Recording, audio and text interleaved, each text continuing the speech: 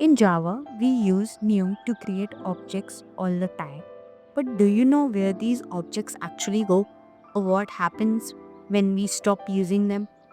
Let's finally understand how Java handles memory in the simplest way possible. When a Java program runs, the Java Virtual Machine or JVM manages memory in different parts. Each section has a specific job. There's this method area which stores class level information like metadata and static variables. Then comes the heap where all objects live. Every time you use new, the object is placed here. Next is the stack, which is used for method calls and local variables. And finally, there are smaller areas like the program counter register and the native method stack. These help the JVM execute your program behind the scenes. Let's break it down with an example.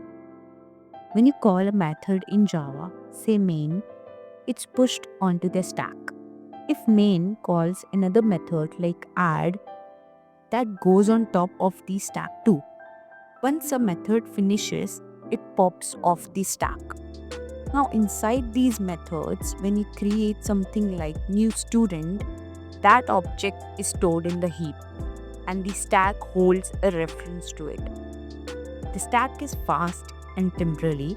It's cleared once the method finishes. The heap is long lasting. Objects stay there until Java decides they are no longer needed. This is where the Java's garbage collector comes in. Java automatically tees up memory by removing objects that are no longer in use. If nothing in your program is referencing an object anymore, Java considers it unreachable and garbage collection will eventually delete. This is why Java is called a managed language. You don't have to delete objects manually like in C or C++. But wait, if Java has automatic garbage collection, can we still have memory leaks? Yes, and it usually happens when we accidentally keep references to objects we no longer use. For example, if you store a large object in a static variable and forget about it, it stays in memory. Or if you add a listener or observer to a component and forget to remove it, it will keep the object alive. These are common causes of memory leaks in Java applications. So, how do we write memory efficient Java code? Here are the few tips. Use try with resources to automatically close files and connections. Always remove listeners or observers when they are no longer needed. Avoid keeping long lived references to large objects, especially static ones.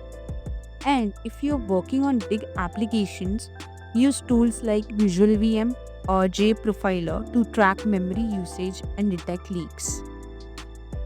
So, quick recap. Stack stores method calls and local variables. Heap stores objects created using new. Java's garbage collector cleans up unreachable objects. But if you're not careful with static variables or listeners, memory leaks can still happen. Understanding memory makes you a better developer, not just in Java but in any language. If this helped you, drop a like and subscribe for more tutorials. And let me know in the comments what concept should I break down next.